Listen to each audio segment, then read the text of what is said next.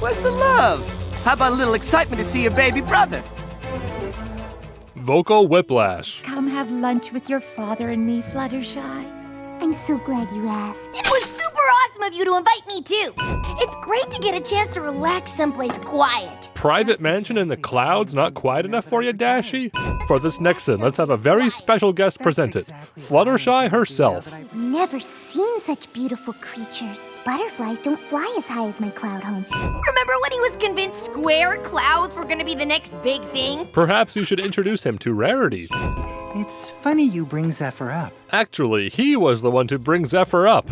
Real smooth segue there, bud. Zephyr may be a fun character to hate, but he's still hateable enough for his existence to be a sin. Entering through the back door because it makes for better dramatic timing than the front.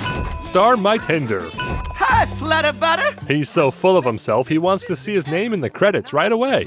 Rainbow Dash loitering at Fluttershy's parents' house is even stranger than Zeph doing so.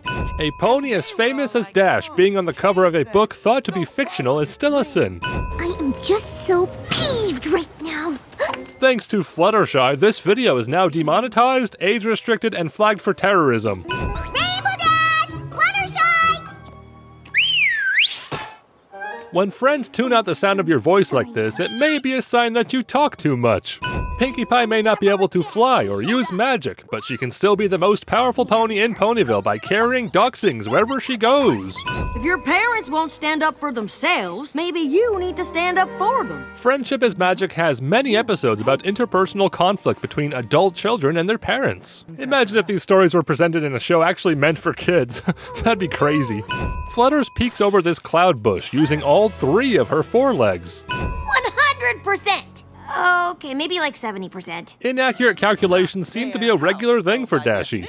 More than half the time, she's 100% wrong.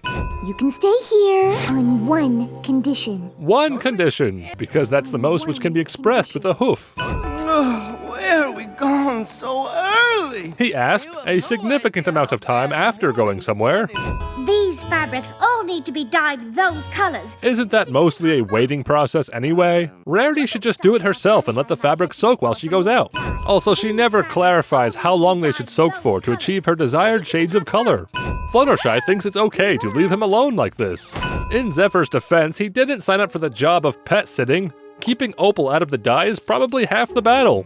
Rarity's level of disgust burns with the fury of 1,000 sins. It's also hilarious though, so we'll give it just 1.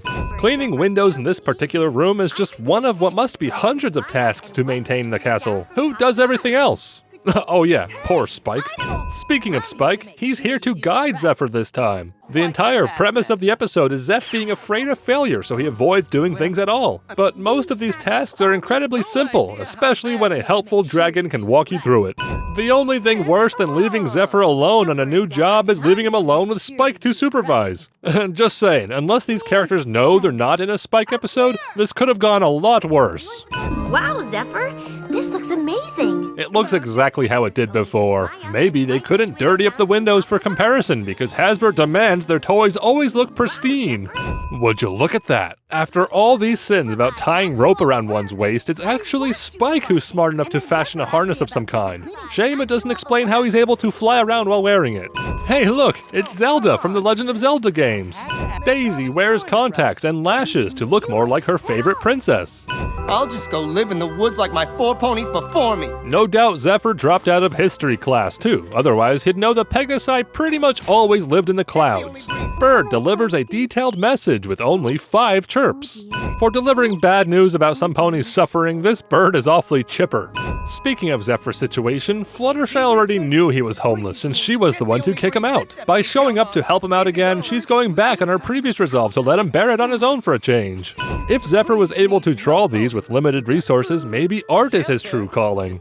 We've got food. That's right, kids. Eating random mushrooms and berries in the woods is totally safe. I can't let him live like this. Actually, I don't think he'd make it through the night. TV-wide cartoon heavily implies death in one of the funniest exchanges of the show.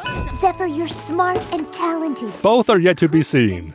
Answers to the mystery of how scissors could be used with 1 hoof is conveniently just out of frame. Thanks for dinner, Mr. Mr. and Mrs. Shy. Ah, gee, you're welcome, Dash. Zephyr's cutie mark is a feather adrift in the wind. If the goal is to help him get a job and stop drifting, isn't that contradictory to his destiny? This is a reverse CMC episode. We may not be as bold as you, Fluttershy. You'll never guess who showed up. Ooh! Mare, Cranky Doodle Donkey, Fernando.